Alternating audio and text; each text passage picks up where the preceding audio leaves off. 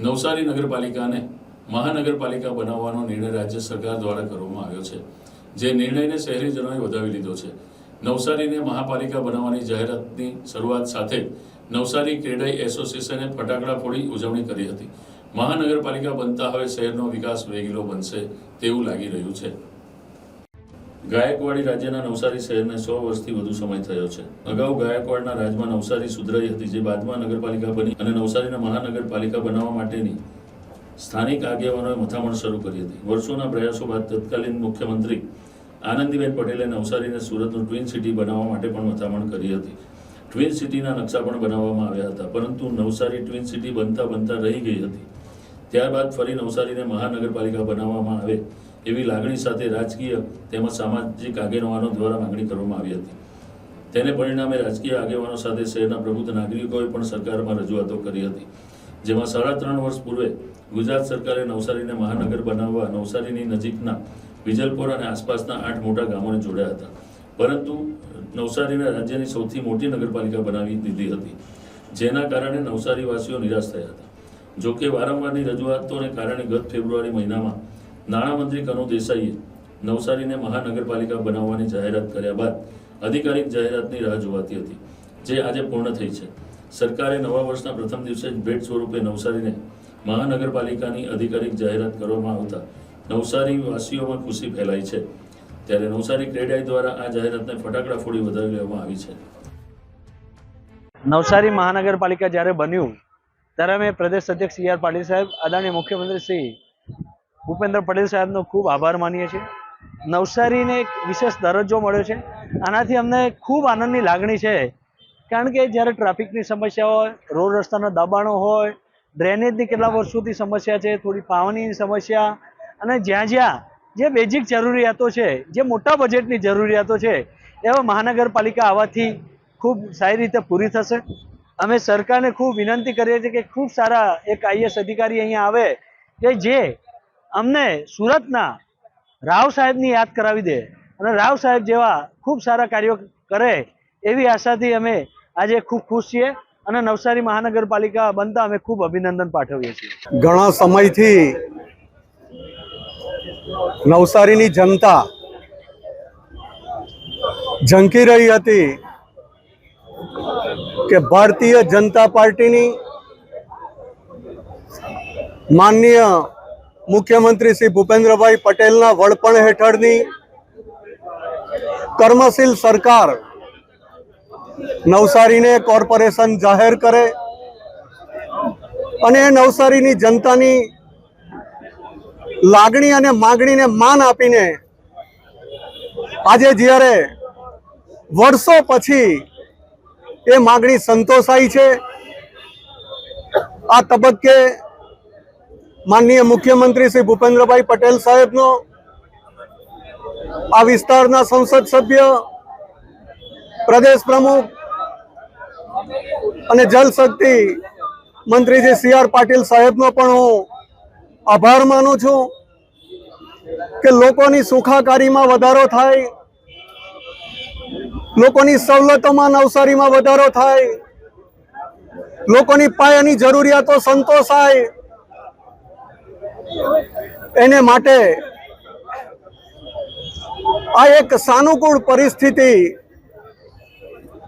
નું સર્જન કરીને જે કોર્પોરેશનની નવસારીને ભેટ આપી એ બદલ નવસારી શહેર ભારતીય જનતા પાર્ટીના કાર્યકરો, નવસારીના પ્રજાજનો વતી આ સરકારનો દિલથી આભાર માનું છું.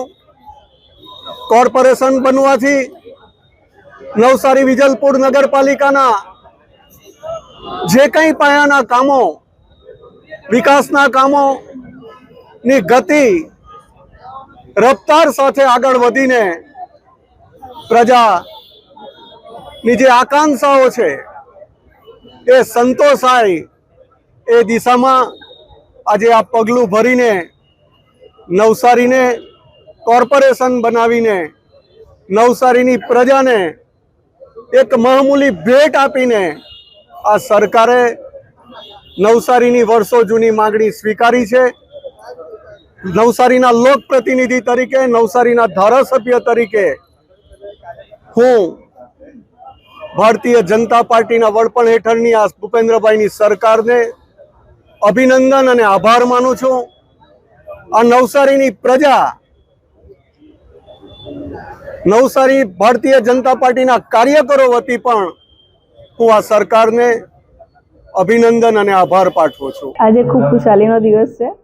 નવસારીને આજે કેબિનેટમાં મહાનગરપાલિકા તરીકેની જે મંજૂરી આપી છે રાજ્ય સરકારે, તો ખરેખર એક એના નગરવાસી તરીકે અમને ખૂબ આનંદ ઉલ્લાસ છે. અને એના થકી અમે આજે અમારા ગુજરાતના પનોતા પુત્ર યશસ્વી વડાપ્રધાન શ્રી આદરણીય નરેન્દ્રભાઈ મોદી સાહેબનો ખૂબ ખૂબ આભાર માનીએ છીએ. અને અમારા રાજ્ય સરકારના અમારા મુખ્યમંત્રી શ્રી ભૂપેન્દ્ર પટેલ સાહેબ, અમારા નવસારીના લોકલાડીલા સાંસદ પ્રદેશ અધ્યક્ષ શ્રી અને જળશક્તિ મંત્રાલયના કેબિનેટ મંત્રી આદરણીય પાટીલ સાહેબનો અમે ખૂબ ખૂબ આભાર માનીએ કે એમના પ્રયત્ન થકી આજે અમારા ધારાસભ્યશ્રીઓની રજૂઆત, જિલ્લા પ્રમુખ શ્રી ભુરાભાઈની રજૂઆત, આ બધાની રજૂઆતોને આજે વાચા મળી અને સરકારે નવસારીને મહાનગરપાલિકા તરીકે જ્યારે ડિક્લેર કરવા જઈ રહ્યા છે, ત્યારે એક નવસારીના એક વાસી તરીકે અહીંના એક લોકો, સામાન્ય લોકોને જે સુખ સુવિધાઓ જોઈતી હોય છે કે ભાઈ રોડ, રસ્તા, ડ્રેનેજ, પાણી, લાઇટ, આ બધી એક ખૂબ સારી રીતેના આજે મળવા જઈ રહ્યું છે. અને ભવિષ્યમાં આજે નવસારી એક અલગ પ્રયાણ તરફ જશે. એક વિકાસમાં એક નવી ફલક પર નવસારીનું નામ લખાવા જઈ રહ્યું છે.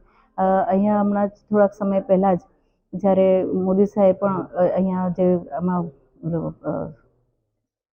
ટેક્સટાઇલ પાર્કનું એમણે જે ઉદ્ઘાટન કર્યું છે, ખાતમુહૂર્ત કર્યું છે, એના થકી પણ નવસારીના લોકોને ખૂબ જ એવી કહેવાય કે કોઈએ બહાર નહીં જવું પડે રોજગારી માટે, અને નવસારીમાં જ રહીને એ પોતાના પરિવાર સાથે એક સારી રીતે ખૂબ સુખ સુવિધાપૂર્વક એમનું જીવન જીવવા જઈ રહ્યું છે.